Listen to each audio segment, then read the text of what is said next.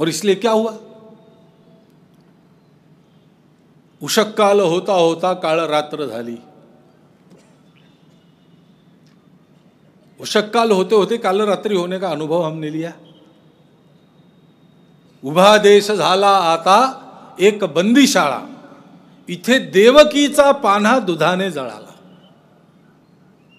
देवकी अपने स्तन से दूध पिलाती है, दूध की धार जल जाती है, दूध की धार के कारण दल जल जाता है। ऐसे हृदय विदारक वर्णन एक कवि की कविता में यहां पर है।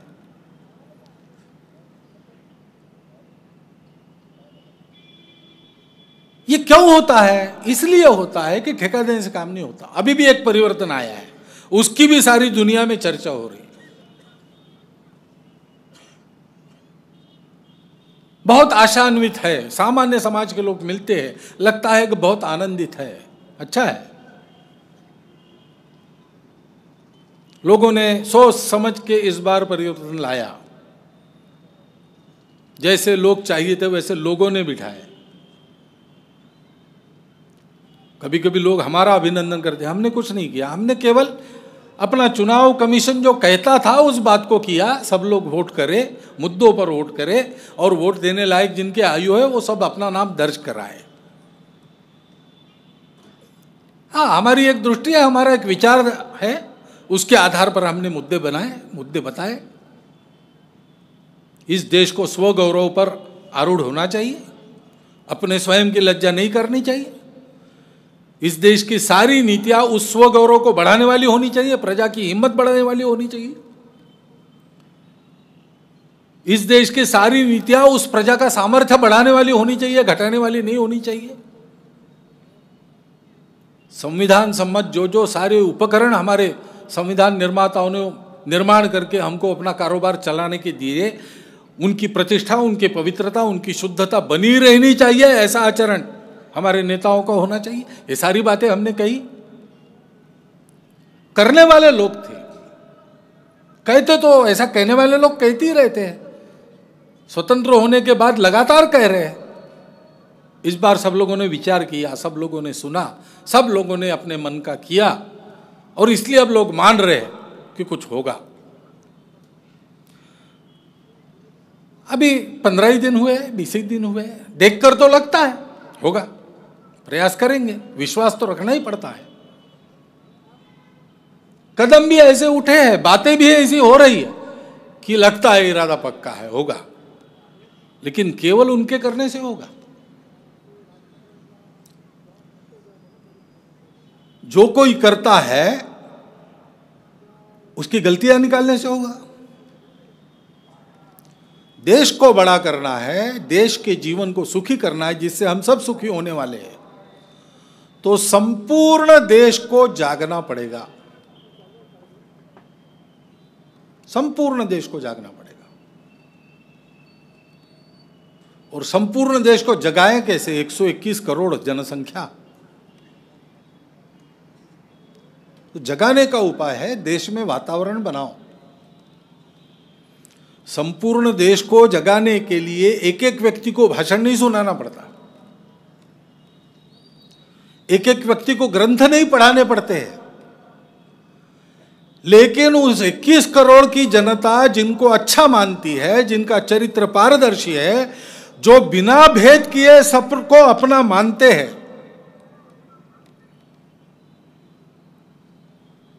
अपने देश के सामने ये एक समस्या रहती है आत्मविस्मृति के कारण। भेद कैसे नहीं करे? कितना भाषा अलग अलग है, पंथ संप्रदाय अपने देश में ही मूल के अलग अलग है, कितने हैं। और विदेशी आक्रमणों के कारण अब यहां विदेश के भी कुछ मत संप्रदाय आके बसे, उनका क्या करना? रहेंगे। हमारा देश मानवता को मानने वाला है, महाराज जी ने बताया, प्रेम को मानने वाला है।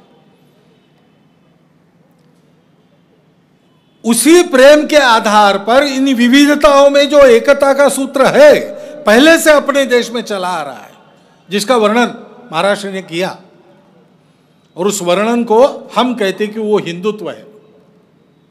उस हिंदुत्व के सूत्र के आधार पर सारे भेदों को मन से हटाकर इस विविधता को स्वीकार कर उसमें एकता को देखते हुए जो चल सकते हैं, वो लोग सारे देश को अपना मान सकते हैं और मानते हैं। वो सारे देश पर प्रेम कर सकते हैं और करते हैं। ऐसे पारदर्शी चरित्र वाले लोग जो अपने कृति से संपूर्ण समाज का स्नेह विश्वास संपादन करते हैं, वो अपने कृति से पहल भी करे तो देश में जो वातावरण बनता है, उस वातावरण से कृति बदल जाती है। देश में यह एक उद्यम होने की जरूरत है और हमारे देश के भलाई के लिए प्रयास करने वाले पहले हो गए और आज के सब जो प्रत्यक्ष कार्य कर रहे प्रामाणिकता से, निस्वार्थ बुद्धि से, ऐसे सब लोगों का यही अनुभव है। संघ निर्माता डॉक्टर हेडगेवार ने उनके समकालीन ऐसे सब लोगों के साथ काम करके प्रत्यक्ष अनुभव लिया था, उनके कार्य का, उनके विचारों को जान लिया था, उनके साथ चर्चा की थी और इसलिए उनको पता लगा कि सब लोग ऐसा मानते हैं कि जब ऐसा समाज खड़ा होगा तब हमारा कार्य पूर्णता की ओर जाएगा, नहीं तो अधूरा रह जाएगा, असफल भी हो सकता है। और एक बार तात्कालिक रूप से पूर्ण हो भी जाएगा तो भी बाद में फिर कोई आएगा और देश को गुलाम बनाएगा, ये परिस्थिति बन सकती है। स्वर्गीय डॉक्टर बाबा साहब आम्बेडकर ने तो संविधान सभा के अपने भाषण में ये चेतावनी दी है सारे देश को।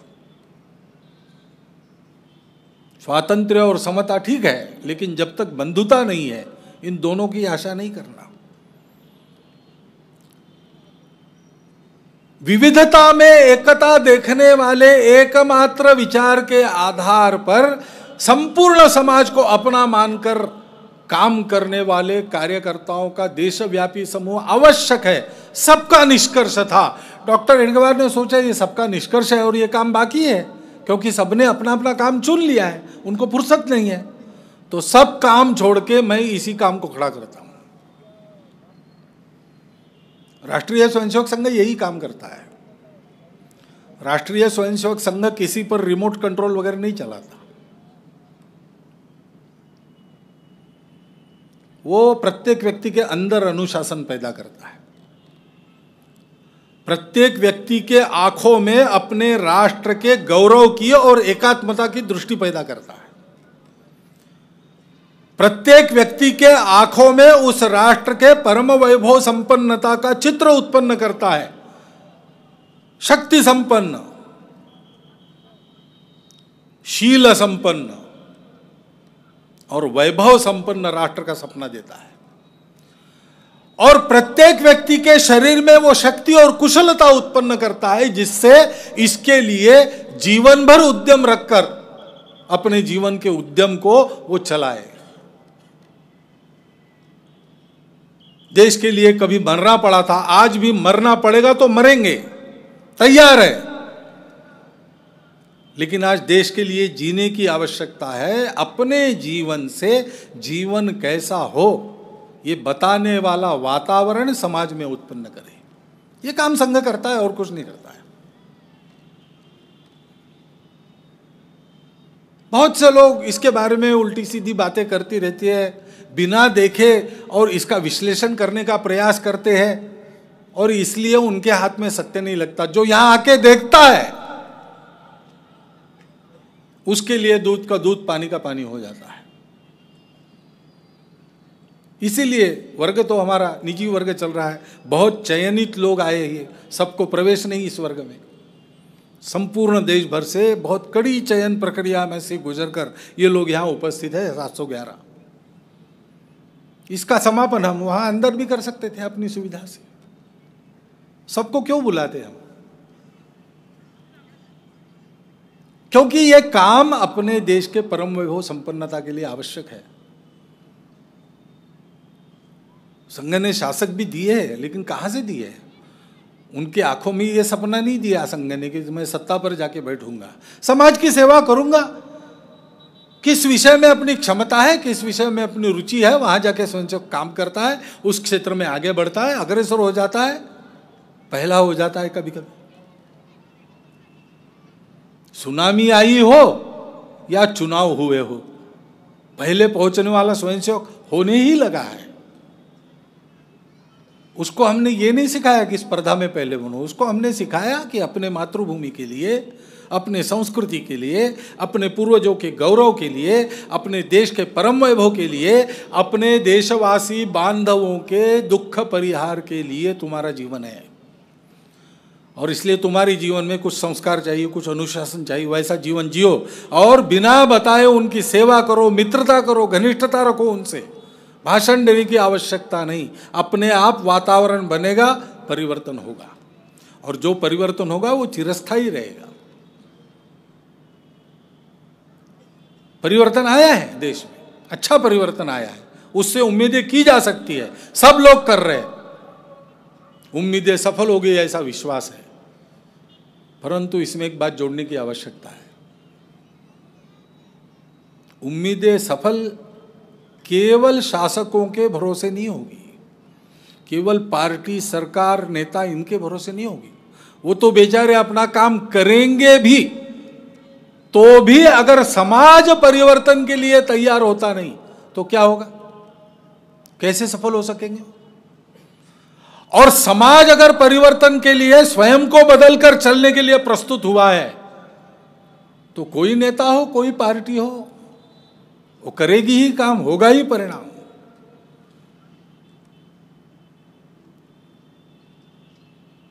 परिवर्तन के कारण अच्छे दिन आए हैं ऐसा नहीं, हमने अपने में परिवर्तन के लिए इसलिए परिवर्तन आया है, इस बात को समझना चाहिए। और इसलिए अब फिर से सोने का समय नहीं है, शासन प्रशासन अपना काम करेगा, जैसा करना है करेगा, उनकी भी अपनी प्राथमिकताएं होती है, उनको भी अपना एक चौखट में चलना पड़ता है, उनको स्वतंत्र छोड़कर हम अपना कर्तव्य करने के लिए समर्थ बने, इसकी आवश्यकता है देश के उज्जवल भविष्य के लिए। क्यों श्रद्धेय रविशंकर जी महाराज जी जैसे संतों को यह बात बतानी पड़ती है कि ड्रग एब्यूज समाज में बढ़ रहा है, कुछ करो। और ड्रग एब्यूज का कष्ट व्यक्तिगत उनको तो नहीं होता, कष्ट हमारे घरों को होता है, हमारे परिवार का अगला भविष्य अंधकारमय हो जाता है। यह आवश्यकता क्यों है कि वो हमको बताए? क्यों संपूर्ण राष्ट्र को वैभव संपन्न बनाने वालों के देश में, हिंदू समाज में मंदिर, स्मशान और पानी सब हिंदुओं के लिए अभी भी कहीं कहीं खुला नहीं है? शरीर का एक अंग सो गया, एक अंग पैरालाइज हो गया तो दूसरा अंग अकेला चल सकता है क्या? शरीर को चलना है तो शरीर का रोम रोम स्वस्थ चाहिए, और संपूर्ण शरीर का प्राण उसके रोम रोम में संचरित होना चाहिए, एक ही प्राण सब में संचरित होना चाहिए। क्यों यह विषमता है? क्यों यह भ्रष्टता है? इसको हमको हटाना पड़ेगा, और हटाने के लिए अपने जीवन के उदाहरण से वैसा वातावरण बनाना पड़ेगा, और जीवन का उदाहरण खड़ा करने के लिए तपस्या करनी पड़ती है। संघ की शाखा वो तपस्या है। संघ की शाखाओं को चलाने का प्रशिक्षण इन वर्गों में मिलता है, वो केवल कार्यक्रमों का प्रशिक्षण नहीं है।